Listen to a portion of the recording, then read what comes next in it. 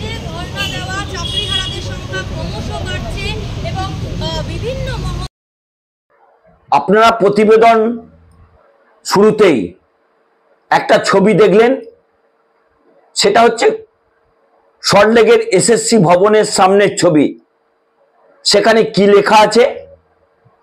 SSC ভবনে যে অবস্থান এবং অনশন চলছে, সেখানে রাজনৈতিক নেতাদের প্রবেশ নিষেধ। তারপরে কি ছবিটা দেখলেন?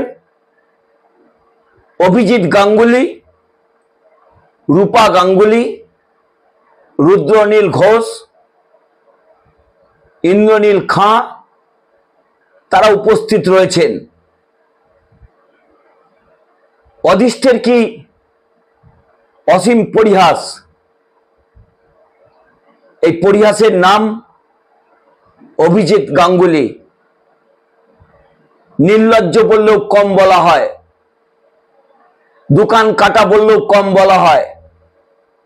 আজকে যে ছাত্রছাত্রীরা 26,000 শিক্ষিত শিক্ষক এবং শিক্ষাকর্মী,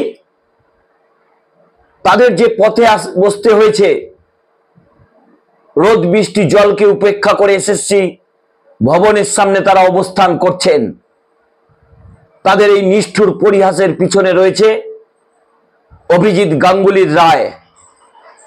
বিচার ব্যবস্থাকে পূর্ণ সম্মান জানিয়ে আজকের এই প্রতিবেদনে আপনাদের সকলকে স্বাগত জানাচ্ছি। প্রতিবেদন ভালো লাগলে সাবস্ক্রাইব করবেন, বেল আইকনটি ক্লিক করবেন।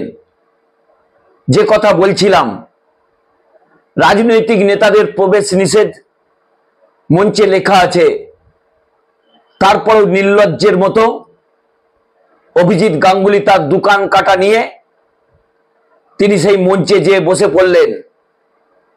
যদিও তিনি যে চেয়ারে এতদিন বসতেন, সেই বাতানুকূল পরিবেশ সেখানে ছিল না, তাই তাকে ফুটপাতে বসতে হয়েছে। অধিষ্ঠের নিষ্ঠুর পরিহাস। এর পরের দিন দেখবেন হয়তো অভিজিৎ গাঙ্গুলিকে আরো অনেক কিছু সাজতে হবে, কারণ তার এই আচরণ দেখে সবচেয়ে বেশি যে জীবটি লজ্জা পায়, যে জীবটি রং পরিবর্তন করে, সেই গিটগিটিকেও লজ্জা দেবে আজকে তার অবস্থান। কারণ তিনি আর বিচারপতি নন, তিনি একজন তমলুকবাসীর ভোটে নির্বাচিত বিজেপির নেতা। আজ তাকে তাই ফুটপাতে বসতে হয়েছে, কারণ তিনি 26,000 শিক্ষক শিক্ষাকর্মীদের তিনি পথে বসিয়েছেন। তারা রোদ জল উপেক্ষা করে বসে রয়েছেন এসএসসি ভবনের সামনে। তাই এই নির্লজ্জ অভিজিৎ গাঙ্গুলি তিনি সেখানে বসলেন। মঞ্চে বড় বড় করে লেখা আছে যে রাজনৈতিক নেতারা প্রবেশ করবেন না। ভারতীয় জনতা পার্টির আরো কয়েকজন নেতা গেছেন, তাদের সম্মান জানিয়ে বলছি, আপনারা যাকে নিয়ে এসএসসি ভবনের সামনে গেছেন, তার হাত দিয়েই কিন্তু এই রায় বেরিয়েছে। তিনি এই 26,000 শিক্ষককে পথে বসিয়েছেন। কত বড় রাজনীতিবিদ এই অভিজিৎ গাঙ্গুলি। তার বিবেক কি একবারও জাগ্রত হবে না? তিনি তো এই রায় দিয়েছিলেন। তারপরে কলকাতার হাইকোর্টের ডিভিশন বেঞ্চ, সুপ্রিম কোর্ট, বিভিন্ন জায়গায় এই ছাত্রছাত্রীরা ঘুরেছেন, রাজ্য সরকার ঘুরেছেন, কিন্তু যোগ্য অযোগ্য বাছাই না করে একেবারে 26,000 মানুষকে এই পথে বসিয়ে দিলেন। প্রত্যক্ষ 26,000 মানুষ হলেও পরোক্ষে কিন্তু সেই সংখ্যাটা 1 লক্ষ অতিক্রম করবে, যাদের জীবন নিয়ে আপনি এই ছেলে খেলা করলেন। তারা কি মনে হয় আজকে আপনার উপস্থিতিকে খুব ভালোভাবে মেনে নিচ্ছিলেন? না, ইতিউতি কান পাতলেই অবস্থান মঞ্চে আওয়াজ উঠছিল চাকরি খেগো গাঙ্গুলি। কিন্তু তারা শিক্ষিত, সমাজের মানুষ তৈরির কারিগর, তাই তারা মুখের ওপর অভিজিৎ গাঙ্গুলিকে কিছু বলেননি। কিন্তু তারা নিজেদের মধ্যেই যে কথাবার্তা বলছিলেন সেখানেই প্রকাশ পাচ্ছিল তাদের মনোভাব। এই শিক্ষকদের একটা কথা জানিয়ে রাখি সম্মান রেখে, দয়া করে এই পরিহাস করবেন না। যদি রাজনৈতিক নেতাদের প্রবেশ করতে দেন, তাহলে কি এই চাকরি খাওয়ার নেপথ্যে যিনি রয়েছেন পার্থ চট্টোপাধ্যায় যদি জেল থেকে মুক্তি পেয়ে আপনাদের পাশে বসে, তাকে বসতে দেবেন? বিকাশ ভট্টাচার্য যে পুরো প্যানেল বাতিলের কথা বলেছিলেন, সিপিএম এর নেতা, তিনি বসতে চাইলে বসতে দেবেন?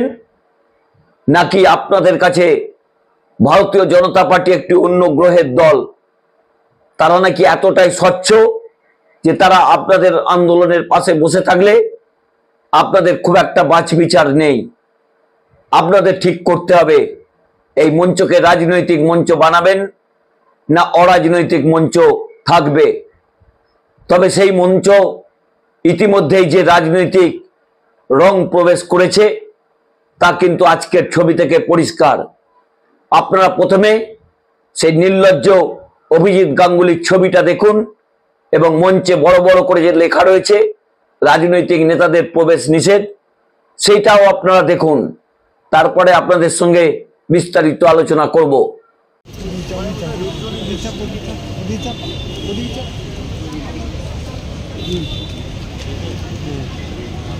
যত সময় যাচ্ছে ধর্ণা দেওয়া চাকরিহারাদের সংখ্যা ক্রমশ বাড়ছে এবং বিভিন্ন মহল থেকে বুদ্ধিজীবী থেকে শুরু করে সমাজের নাগরিক সমাজ তাদের পাশে এসে দাঁড়াচ্ছে এবং ইতিমধ্যে অভিজিৎ গঙ্গোপাধ্যায় সবাই কথা, আমার দল সবসময় আমার পাশে আছে।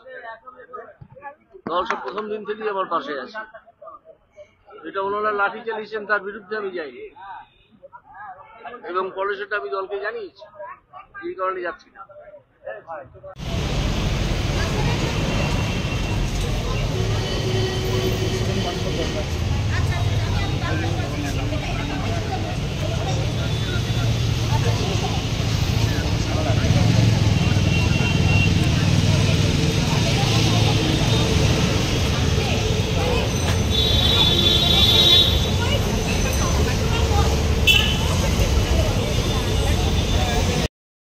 আপনারা দুটো ছবি দেখলেন, এই অদৃষ্টের কি বিচার হবে? কারণ যে লোকটি আজকে অনশন মঞ্চে বসলেন তিনি তো অর্ডার দিয়েছিলেন, তার জন্যই তো এই চাকরি প্রার্থীদের পথে বসতে হয়েছে, ফুটপাতে বসতে হয়েছে। আজকে কলকাতায় এক পশলা বৃষ্টি হয়েছে, এসএসসি ভবনের সামনেও বৃষ্টি হয়েছে। সেই বৃষ্টিতে ত্রিপল মাথায় দিয়ে তারা বসেছিলেন। তখন কিন্তু অভিজিৎ গাঙ্গুলি পালিয়েছেন, তার শীততাপ নিয়ন্ত্রিত গাড়িতে করে তারা সেই এসএসসি ভবন ত্যাগ করেছেন। তিনি তো বিচার ব্যবস্থার সঙ্গে একসময় যুক্ত ছিলেন। তিনি জানতেন না আজকে মহাবীর জয়ন্তী রয়েছে? তিনি বললেন আজকে নাকি এসএসসি চেয়ারম্যানের সঙ্গে তিনি দেখা করবেন। গেটে দেখলেন দরজায় চাবি দেয়া রয়েছে, কারণ সরকারি ছুটি, এনআই অ্যাক্টের ছুটি, সমস্ত অফিসই বন্ধ থাকে। তাহলে কি ছবি তোলানোর জন্য তিনি গেছিলেন? তবে আজকে বেশ কিছু টুকরো টুকরো ছবি যা চোখে এসেছে, তাতে সবচেয়ে লজ্জার যে বিষয়টি সামনে এসেছে, এই অভিজিৎ গাঙ্গুলির বিবেকবোধ। তার বিবেকবোধ কি একটু জাগ্রত হবে না, যার জন্য এতগুলো পরিবার আজকে অসহায় হয়ে ফুটপাতে বসলেন? তিনি সোমা দাসের চাকরি দিয়েছিলেন, তিনি ক্যান্সার আক্রান্ত, প্যানেল এক্সপায়ার হবার পরেও সেই চাকরি দিয়েছিলেন। কিন্তু যারা আজকে 26,000 শিক্ষক এবং অশিক্ষক কর্মীরা চাকরি হারালেন, তাদের তথ্য ঘেঁটে দেখা যাচ্ছে 180-85 জন এই দুরারোগ্য ক্যান্সার আক্রান্ত রোগে ভুগছেন। তাদের জন্য কি বিচার এই অভিজিৎ গাঙ্গুলি করলেন তা কিন্তু বাংলার মানুষ জানতে চাইছে। আপনারা গত কাল যে ঘটনা ঘটেছে কসবার ডিআই অফিসের সামনে, তা কিন্তু খুব একটা অভিপ্রেত নয়। কারণ কসবার ডিআই অফিসে বেশ কিছু শিক্ষক শিক্ষিকা তারা প্রবেশ করার চেষ্টা করছিলেন, তখন তাদের হাতে প্রহৃত হয়েছিলেন কলকাতা পুলিশের পদস্থ কর্তা থেকে কনস্টেবল পর্যন্ত। একজনের পা পর্যন্ত ভেঙে গেছে।